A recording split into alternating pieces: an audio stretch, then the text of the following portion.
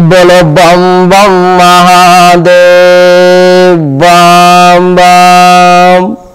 Hello नमस्कार आदाब सलाम सत श्री अकाल। केम छो कस्से काय केरो हाले केना छी यहाँ सब कैसन वानी हाउ आर यू, कैसे हैं आप लोग। केमोना जो मनक्कम खम्मा गनी हुकुम केमती अच्छंती की खबोर नमस्तुभ्यं।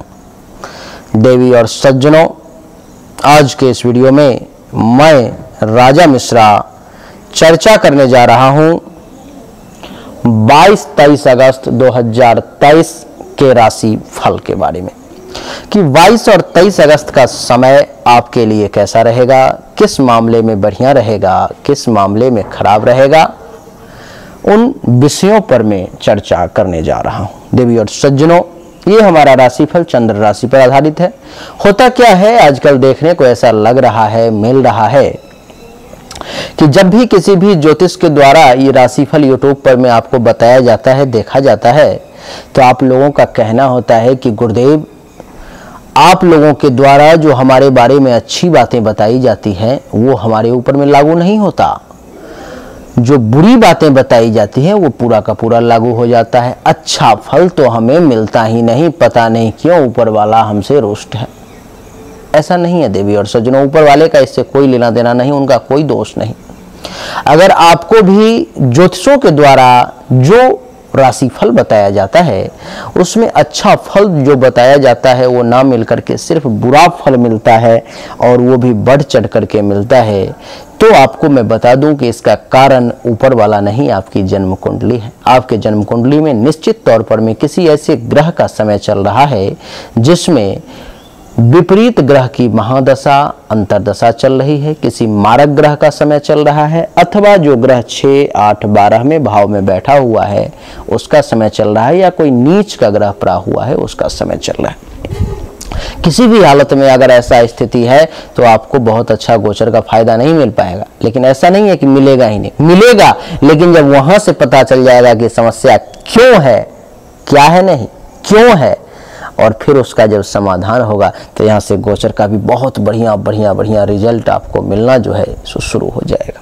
आइए देवी और सज्जनों, अगर आप चाहते हैं तो आपको मैंने आपकी मदद के लिए व्हाट्सएप नंबर डाल दिया है। इस पर में आप 7062757996 पर में अपने दोनों हाथ की हथेली का फोटो अथवा जन्म तारीख, जन्म समय, जन्म स्थान ये आप जरूर भेज सकते हैं।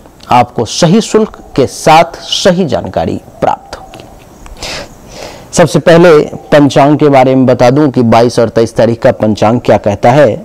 22 तारीख को षष्ठी तिथि है, मंगलवार का दिन है, चंद्रमा तुला राशि में है, शुभ समय 11:57 AM से 12:49 PM तक का, दिशा शूल उत्तर दिशा की तरफ है, यानी कि 22 तारीख को आपको उत्तर दिशा की यात्रा नहीं करनी है। 23 तारीख को सप्तमी तिथि बुधवार का दिन, चंद्रमा तुला राशि में, शुभ समय नहीं है और दिशा शूल उत्तर दिशा की तरफ, यानी कि 23 तारीख को उत्तर दिशा की यात्रा आपको नहीं करनी है, नहीं तो वो आपके लिए घातक साबित हो सकता है। यानी कि 22 और 23 तारीख को किसी विशेष मकसद से, किसी विशेष उद्देश्य से, किसी लक्ष्य को लेकर के उत्तर दिशा की यात्रा ना करें, वो आपके लिए सफलता प्रदान करने वाला नहीं होगा और प्लस में कष्टदायक अपमान सहना पड़ सकता है आपको। आइए देवी और सज्जनों, अब चर्चा को आरंभ किया जाए। सबसे पहले जो हमारी चर्चा होगी वो होगी मेष राशि के बारे में। मेष राशि के मामले में चंद्रमा का प्रवेश कुंडली के सप्तम भाव में यहाँ पर में बैठने वाला है। मेष राशि वालों के लिए कुंडली के सप्तम भाव में चंद्रमा का बैठना देवी और सज्जनों ये दर्शाता है कि आपको वैवाहिक जीवन का खूब सुख मिलने वाला है। पति अथवा पत्नी आपको बहुत मान सम्मान देने वाले हैं तुला राशि वाले। इस समय में इतना ही नहीं, आप एक चीज और देखेंगे कि अगर आपको गुप्त अंग से संबंधित किसी भी प्रकार की परेशानी समस्या है तो उसमें भी आपको राहत देखने को मिलेगी।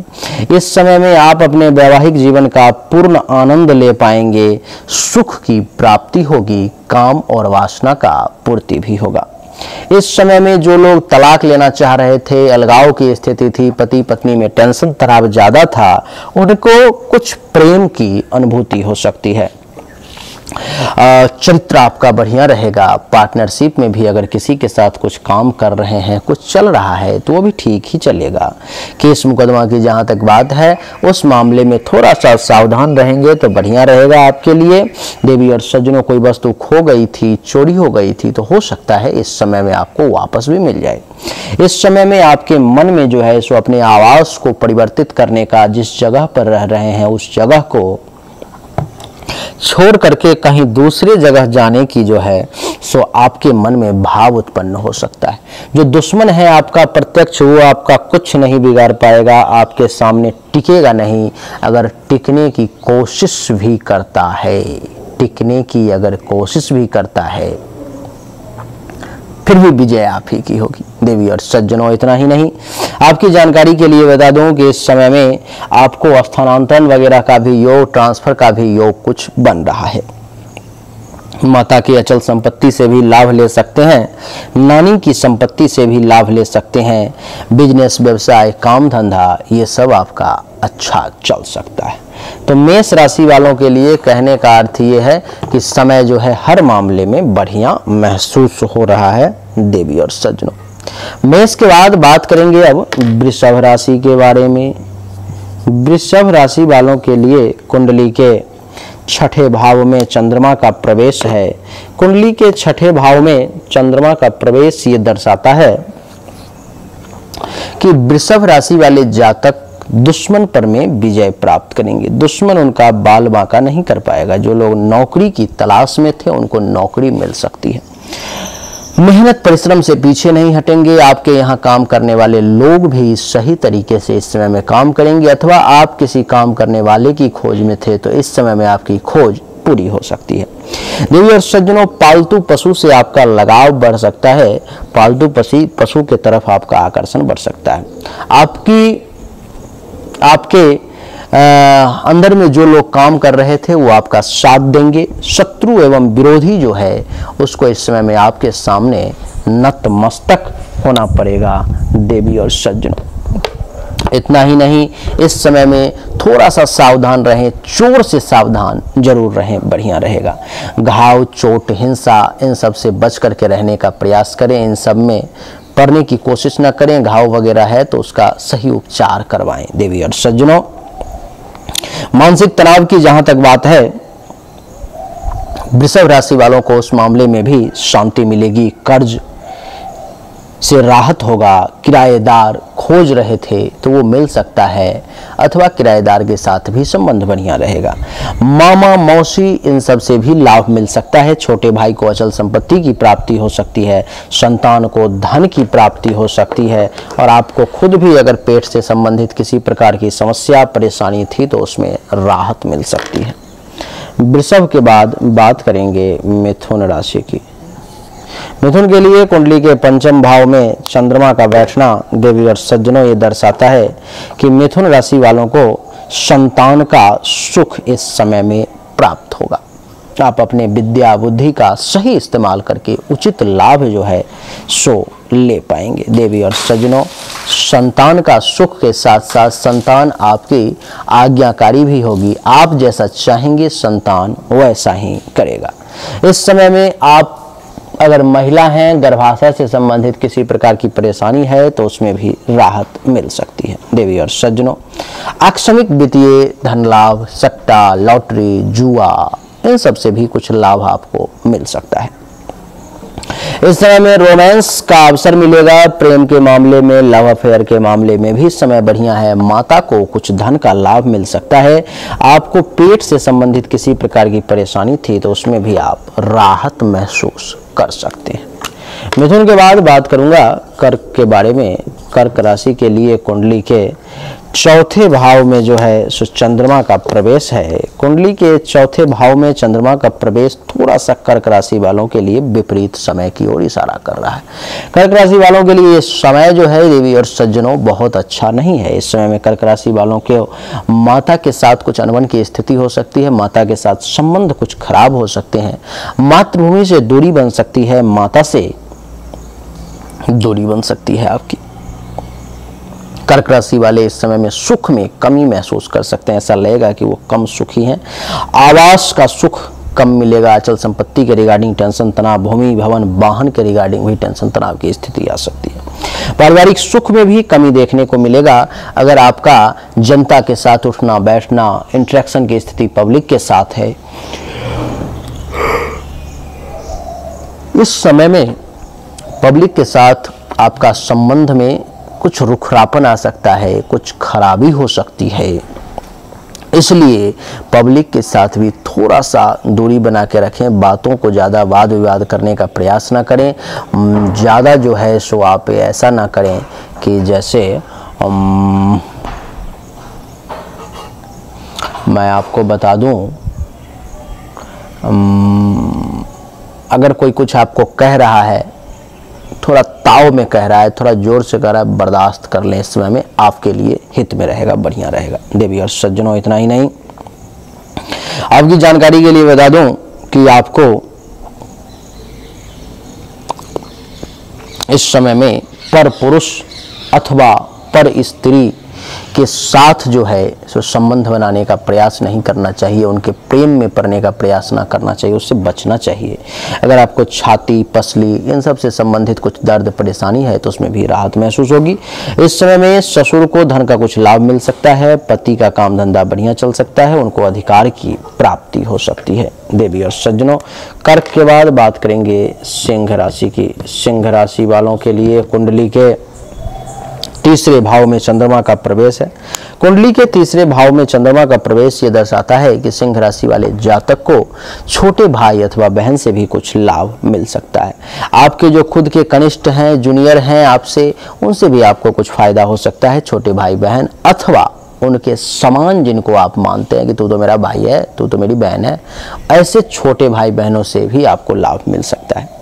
साहस में वृद्धि होगी, पराक्रम में भी वृद्धि होगी। आपका पराक्रम जो है सो इस समय में ऊंचाई पर रहेगा। इस समय में आप अगर चाहें तो अपने पड़ोसी से भी लाभ ले सकते हैं, पड़ोसी आपका साथ देगा। जहां तक बुद्धिमानी की बात है, इस समय में बुद्धि विवेक के साथ आप आगे बढ़ेंगे। सामान्य शिक्षाएं, जनरल नॉलेज में आपकी बढ़ोतरी होगी। सिंह राशि वाले छोटी छोटी यात्राएं भी बहुत करने को आपको मौका मिल सकता है। आपकी रुचियां जो हैं सो निखर करके सामने आएंगी। आपका पैसेंस लेवल काफ़ी बढ़िया रहेगा। लेखन, प्रकाशन, पत्रकारिता, अनुसंधान, इन सब क्षेत्र में जो लोग हैं उनके लिए भी समय बहुत अच्छा रहेगा। चाचा के संतान को भी लाभ मिल सकता है और आपको जो है सो अपने बाहुबल पर में पूरा भरोसा होगा। आपको बता दूं कि आपके ससुर से आपको कुछ लाभ मिल सकता है। जीवन साथी का भाग्य जो है सो आगे बढ़ सकता है। धर्म और यश में उनकी वृद्धि हो सकती है। आपको देवर, ननद, नंदोई, देवरानी इन सब से भी जो है कुछ फायदा अगर चाहें तो इस समय में आप ले सकते हैं। सिंह के बाद बात करेंगे कन्या राशि की। देवी और सज्जनों, कन्या राशि वालों के लिए कुंडली के द्वितीय भाव में चंद्रमा का प्रवेश है। कुंडली के द्वितीय भाव में चंद्रमा का प्रवेश देवी और सज्जनों ये दर्शाता है कि आपको इस समय में धन का विशेष लाभ मिलने का योग बन रहा है। आपके पास में पैसा जमा हो सकता है। आप इस समय में पैसे वालों की लिस्ट में आपकी गिनती हो सकती है। आपको आंख से संबंधित परेशानी थी, उसमें राहत मिल सकता है। भोजन आपको अच्छा खासा करने को मिल सकता है, बढ़िया भोजन आप कर सकते हैं। धन के मामले में समय बढ़िया रहेगा। वित्त के मामले में समय बढ़िया है। विद्या और वाणी के मामले में भी समय बहुत बढ़िया है। आपकी वाणी के प्रभाव से, आपके विद्या के प्रभाव से अच्छे अच्छे लोग आपके सामने नतमस्तक हो जाएंगे। देवी और सज्जन, आपके जहां तक वाक शक्ति की बात करूं, जहां तक बोलने की क्षमता की बात करूं, आपके सामने कोई टिक नहीं पाएगा। देवी और सज्जनों, भौतिक सुख, साधन, सुविधा में भी बढ़ोतरी होगी।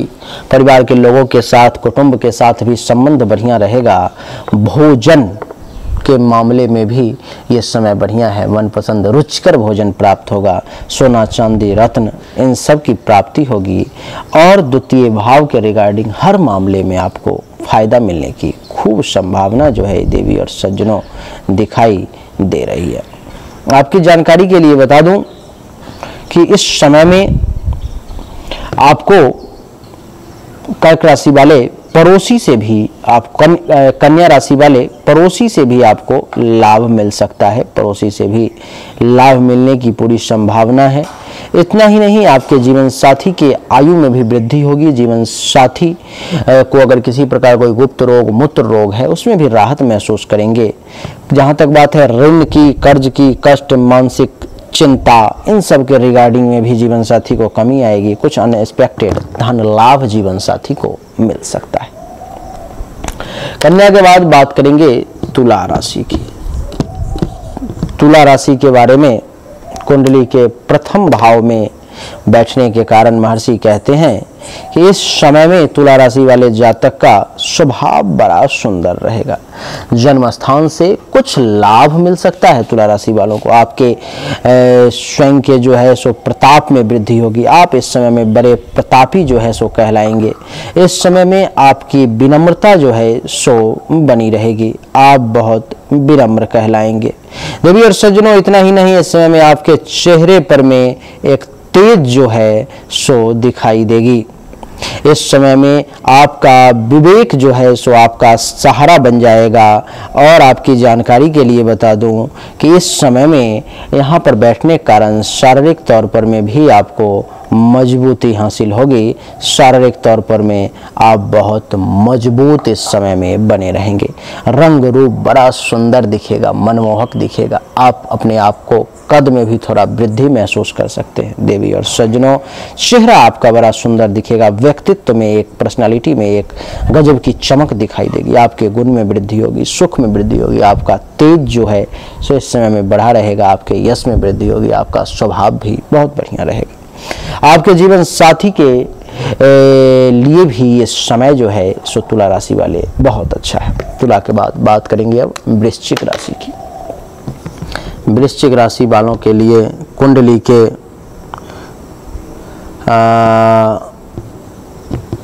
के द्वादश भाव में चंद्रमा का प्रवेश है। कुंडली के द्वादश भाव में देवी और सज्जनों चंद्रमा का प्रवेश ये दर्शाता है कि वृश्चिक राशि वाले जातक को इस समय में खर्च अधिक होगा। पैसा जो है आपको ज़्यादा खर्च करना पड़ सकता है। इस समय में आपको गुप्त शत्रु से थोड़ा सा सावधान रहना चाहिए। गुप्त शत्रु से बच करके रहने की कोशिश करें। आंख से संबंधित किसी प्रकार की समस्या है तो थोड़ा सा सावधानी बरतना पड़ेगा। क्रोध वगैरह की जहां तक बात है तो इस समय में आप थोड़े से क्रोध पर में कंट्रोल करें, नहीं तो सारा बना बनाया खेल बिगड़ जाएगा। त्याग करेंगे। इस समय में धन हानि का भी योग है। ऐसा कोई ना काम करें जिससे कि आपको दंडित किया जाए, कारावास, जेल इत्यादि की स्थिति उत्पन्न हो। बात को इधर से उधर करने की कोशिश ना करें। किसी से बात करते हैं तो वहीं पर बात को दबा दें। जो सुना वहीं पर रह गया, ऐसी स्थिति बना करके रखें। देवी और सज्जनों, इतना ही नहीं, बात करेंगे इस समय में आपकी जो है सो आप अपने आप को गरीबी के अंदर देख सकते हो। आपको गरीबी महसूस हो सकती है। पैसों का कमी आपको महसूस हो सकता है इस समय में। उस पर थोड़ा सा ध्यान दें।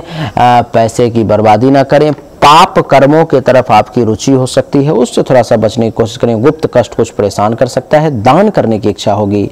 कुछ निराशा भी आपको घेरे रहेगा। शयन सुख में कमी का योग है। विदेश जाना चाहते हैं, विदेश की यात्रा करना चाहते हैं, कुछ उसके लिए कार्य करना चाहते हैं तो इसमें प्रयास कर सकते हैं। धन का नाश जो है सो हो सकता है। कर्ज वगैरह ले सकते हैं। धोखा मिल सकता है आपको। इस समय में अस्पताल का खर्चा भी एक्टिवेट हो सकता है। अपमानित हो सकते हैं आप। इस समय में आपको आपके बड़े भाई को अथवा बहन को कुछ धन का लाभ मिल सकता है। वृश्चिक के बाद बात करेंगे धनु राशि की। देवी और सज्जनों, कुंडली के एकादश भाव में चंद्रमा के बैठने के कारण बात करेंगे धनु राशि की। तो धनु राशि वालों के लिए समय बहुत बढ़िया है। जैसे कि आय में वृद्धि होगी, आपको लाभ मिलेगा, उपलब्धि की प्राप्ति होगी, मनोकामना की पूर्ति भी होगी, आशातीत सफलता मिलेगी, प्रशंसा इस समय में आपको प्राप्त होंगे, अभिष्ट कार्य की आपको सिद्धि होगी, पॉपुलरिटी की प्राप्ति होगी। इस समय में सत्य के मार्ग पर चलेंगे। ईश्वर पर पूरा विश्वास होगा। दोस्तों की संख्या बढ़ेगी। विशिष्ट सम्मान मिल सकता है। बुद्धिमता की की प्राप्ति होगी, शुभ कार्य करने का अवसर मिलेगा, बड़े भाई बहन सीनियर्स अथवा उनके समान व्यक्ति से भी लाभ मिलेगा, चाचा से भी फायदा मिल सकता है, पुत्रवधू दामाद का सुख मिल सकता है। माता के लिए थोड़ा सा विपरीत समय ये साबित हो सकता है। शत्रु इस समय में पराजित होंगे, रोग का नाश होगा, चोट से बचकर रहें, हिंसा में कमी आएगी। अस्पताल में भर्ती वगैरह हैं तो उसमें जो है सो कमी की संभावना दिखाई दे रही है, अस्पताल से आपको मुक्ति मिल सकती है। धनु के बाद बात करेंगे अब मकर राशि की। मकर राशि वालों के लिए कुंडली के 10वें भाव में चंद्रमा का प्रवेश, कुंडली के 10वें भाव में चंद्रमा का प्रवेश ये दर्शाता है देवी और सज्जनों कि आपको मकर राशि वाले इस समय में पिता का लाभ मिलेगा, पिता के धन संपत्ति का भी आपको इस समय में लाभ मिल सकता है। आपका काम धंधा इस समय में बढ़िया चलेगा, सरकार से भी आपको लाभ मिल सकता है, अधिकार की प्राप्ति होगी, प्रभुता में वृद्धि होगी, सम्मान की भी प्राप्ति होगी, आपको उच्चता में वृद्धि होगी, बिजनेस व्यवसाय बढ़िया चलेगा, पद प्राप्ति का भी विशेष योग आपके लिए बन सकता है, राजा से लाभ मिल सकता है, सम्मान की प्राप्ति हो सकती है, आपका प्रमोशन वगैरह हो सकता है, वाहन का सुख आपको प्राप्त हो सकता है। देवी और सज्जनों इस समय में आपके प्रतिष्ठा में 4 चांद लगेंगे, आपको ऐश्वर्य की प्राप्ति होगी, आपकी कृति यश में वृद्धि होगी, जीवन में सफलता मिलेगी। पिता माता छोटे भाई बहन संतान के लिए थोड़ा सा समय विपरीत हो सकता है। मकर के बाद बात करेंगे अब कुंभ राशि की। तो कुंभ राशि वालों के लिए कुंडली के 9वें भाव में चंद्रमा का प्रवेश जो ये दर्शाता है देवी और सज्जनों के कुंभ राशि वालों के लिए भी इस समय जो है सो बहुत बढ़िया है। क्या बढ़िया है? तो कुंभ राशि वालों के लिए 9वें भाव में बैठने के कारण आपको भाग्य का साथ मिलेगा, तीर्थ यात्रा वगैरह करने के अवसर मिलेंगे, धर्म का कार्य आप कर सकते हो, देवताओं की कृपा आप पर में हो सकती है, आपकी कृति में वृद्धि, आपके यश में वृद्धि, संत महात्मा ऋषि मुनि ब्राह्मण आचार्य का आशीर्वाद मिल सकता है आपको। आप इस समय में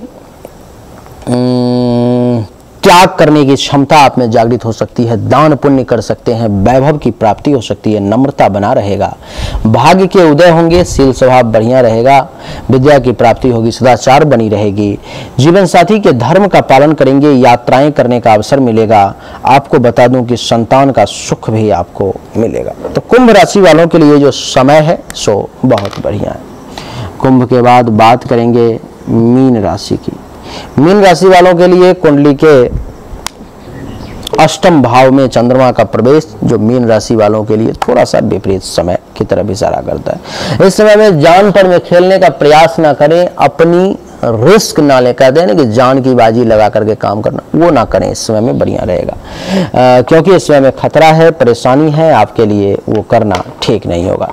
कर्ज वगैरह लेने से बचने का प्रयास करें, शत्रु से थोड़ा सा सतर्क रहें, सावधान रहें, लड़ने की कोशिश ना करें, नहीं तो आपकी हार पराजय हो सकती है, आपकी बदनामी हो सकती है, अपयश कलंक शोक और दुख की प्राप्ति हो सकती है, आकस्मिक धन का लाभ हो सकता है। आपको इस समय में जो है सो गरीबी का एहसास हो सकता है।